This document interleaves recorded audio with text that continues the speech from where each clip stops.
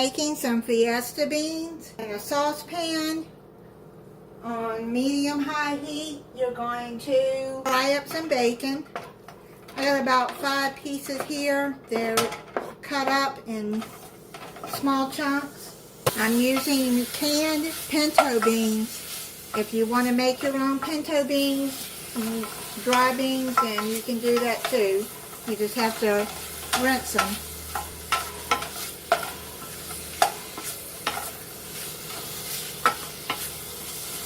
So I'm going to go on and get this fried up, and then I'll be back. The bacon is done. Now I'm going to take this and put it on a plate with a paper towel.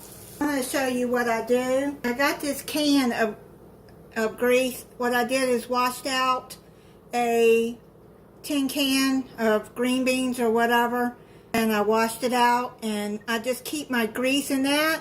I cover it with aluminum foil, and I keep it in the refrigerator. That's how you just keep your bacon grease for, like when I use it, I put it in my green beans, whatever you want to use it for. My mom and dad always kept their bacon grease. Just gonna keep a little bit of the grease in there. Put some onion and bell pepper.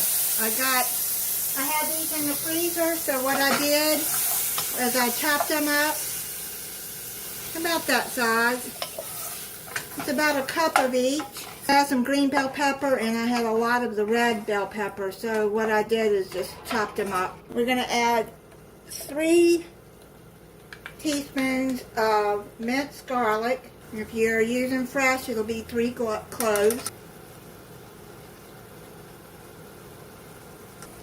Stir that up. You don't want to cook the garlic too long because you don't want to burn it. Shouldn't take long for the peppers to get soft. I'm going to add 2 cans of pinto beans. This is 15.5 ounces. I've already drained and rinsed them.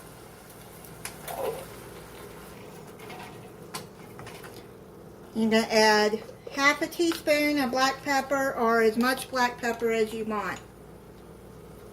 Teaspoon of chili powder,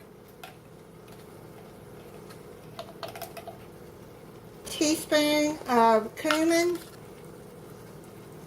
and a teaspoon of salt. Stir that all in together.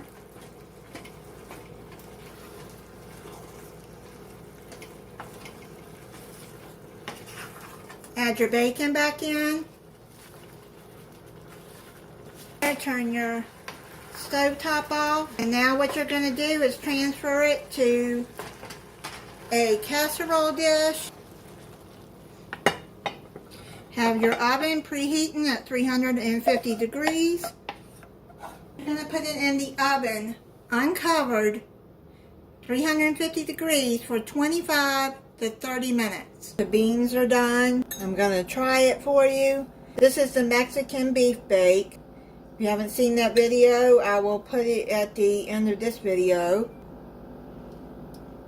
That's good too. The cans that I bought are no salt added. I like to get those if I can. You'll have to add some salt, but you don't have to add a teaspoon if you don't want, because the bacon adds some salt too. That is really good. Thank you for watching. If you're not subscribed, I hope you'll subscribe and click the notification bell so you'll be notified when I upload a new video. Bye.